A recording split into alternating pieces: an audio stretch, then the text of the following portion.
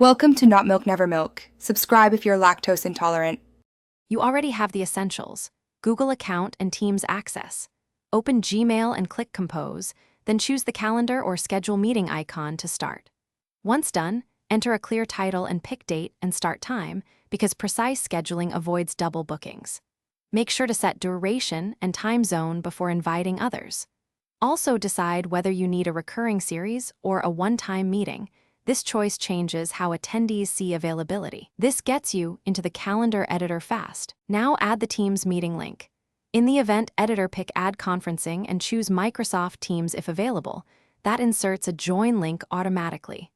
Once the link appears, paste a short agenda and attach any prep files so people arrive ready. Use the scheduling assistant to view attendees' free/busy times. Adjust as needed to find a slot that works. Make sure organizer and presenter roles are set, because permission settings control screen sharing and recording later.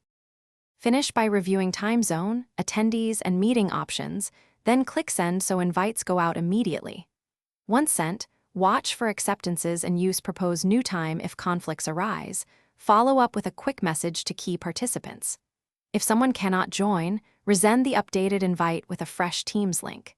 If the embedded link doesn't work, recreate the meeting in Teams, paste the URL into the calendar event, and confirm the Gmail add-on or integration settings are enabled.